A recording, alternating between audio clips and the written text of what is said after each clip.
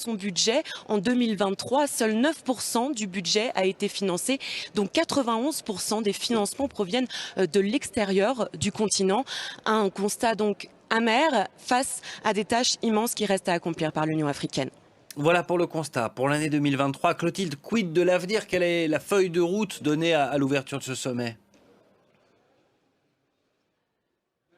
Eh bien, les ministres des Affaires étrangères ne devraient pas tarder à arriver ici au siège et à commencer leur session dans l'hémicycle. Ils doivent aborder les différents sujets à l'agenda, dont en premier l'état des lieux de la mise en œuvre de libre-échange économique continental, mais aussi donc une zone de libre-échange, un projet qui a été durement mis à l'épreuve par ces crises politiques et économiques. Ils aborderont aussi l'adhésion de l'Union africaine au G20, dont ils sont membres depuis cette année. Ils devront s'organiser, discuter pour parler d'une seule voix à cette institution mondiale. Et puis, ils aborderont la feuille de route du thème qui sera mis en avant cette année par l'Union africaine, qui est l'éducation.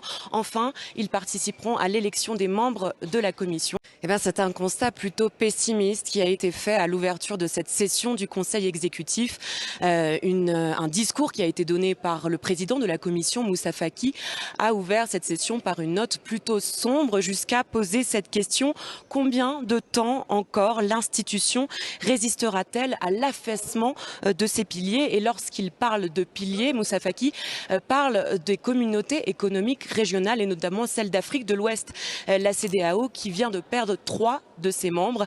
Et donc face à ça, il a appelé à faire des efforts, notamment sur la réforme des organes institutionnels de l'Union africaine, qui tarde à s'achever, a-t-il dit, et qui doit s'effectuer pour faire face à ces nouveaux défis, ces bouleversements géopolitiques et économiques. Il a aussi parlé frontalement du malaise concernant le Parlement panafricain et des soupçons d'incurie qui pèsent sur cet organe institutionnel et qui doivent absolument être levés, a-t-il dit. Il a enfin et surtout questionné la crédibilité de l'Union africaine lorsque celle-ci a du mal à faire exécuter ses décisions et à financer son budget. En 2023, seuls 9% du budget a été financé, donc 91% des financements proviennent de l'extérieur du continent.